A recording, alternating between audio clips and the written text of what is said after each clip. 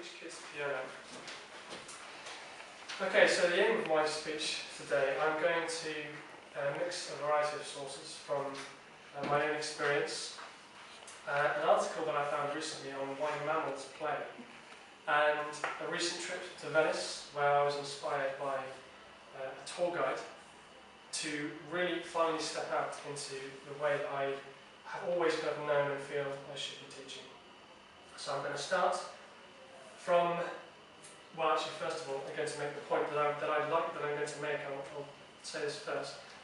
I feel that to have an engaged and fun teaching experience, you need to be playing, you need to have fun, because having fun is the way that we most learn. We learn the most, and we're most likely to carry on doing what we're doing.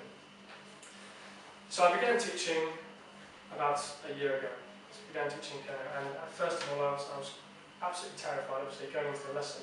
And of course with the young kids, for their first lesson I'd be having a parent in with me, so I'd just be kind of quaking. And I would go straight from the book.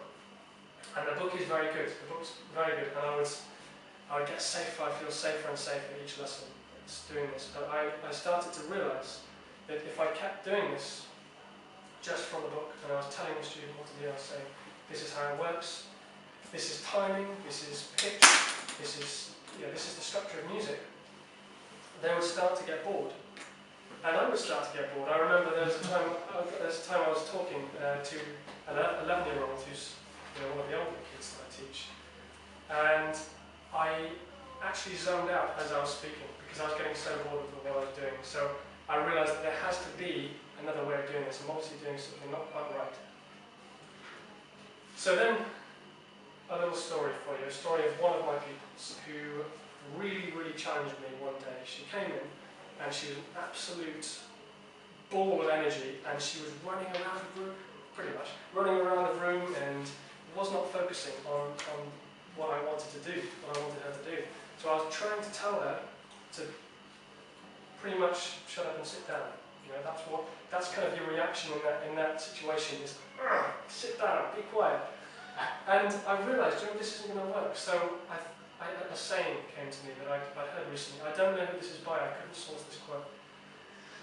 The saying is, if you want to know where your heart is, where does your mind go when it wanders? Okay? So kids are wandering all the time.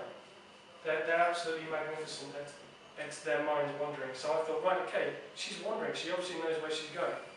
So for about 10 minutes I let her do whatever she wanted to do, literally anything. She'd walk around the room, I'd be talking to her over there, and saying, oh, what are you doing? And eventually she came back to the piano, and she was totally involved in what she was doing. We took the piano, I realised from listening and watching, and finally hearing her, that what I needed to do was take the piano apart and show her the workings of it. And so we tapped the strings, we plucked the strings, and we pressed down on the sustain pedal and talked into the piano to hear all the sounds it makes, and explored the sound world in a completely different way to even I'd explored myself. So I found by doing this that I no longer had to be the motivator for the lesson and therefore exhaust myself. The motivating energy came from the child, and that bounced off. We bounced off each other, and by the end I was so excited, and she was so excited. She was totally ebullient with creation, with creation and fun. And so this was my first experience of really a really fun lesson. So next, brings me on to my next point. We're talking about play. She's playing basically.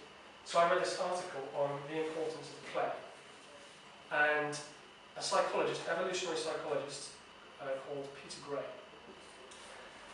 did some surveys of other people's research. The first bit of research was this guy called Carl Bruce, who observed mammals playing and realised, his argument was that when animals play, because when they play, they're playing at the skills they will need as an adult.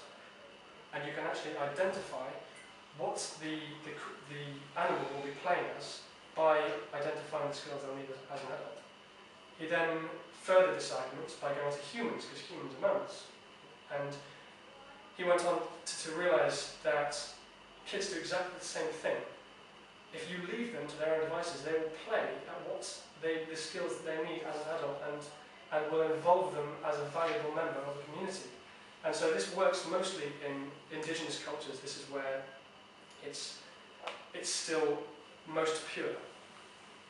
And this is what happens. They play at debating. They debate, the next morning they debate what their parents did around the fire and see if they can reason out things better than their parents did.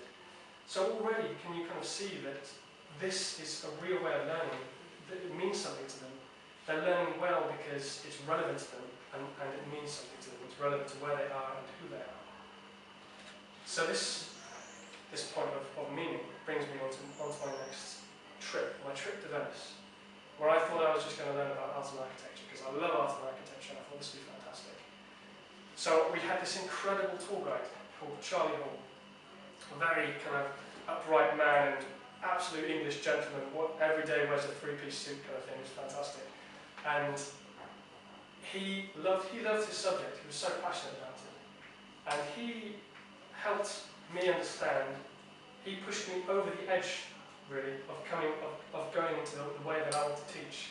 Because I came back home and I spoke over a meal for an hour and a half non-stop to my parents and my family about what I'd learned in Venice. And I thought, how can I remember so much? I just did a whole talk, no notes, nothing, about Venice. And it was because he made it meaningful, because he made it holistic. He talked not just about art and architecture, but philosophy, politics, and history. And the drive of the people, the drive of the Venetians, why did they make this city in the first place? And I realised this is how I need to teach. I need to teach everything.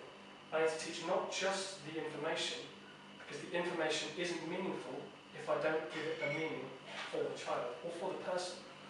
Teaching adults is very slightly different, but this is how I teach kids. So, to really conclude, I'm going to leave you with a quote that I heard at our councils, which is, if you want to know where your heart is, where does your mind go when it wanders?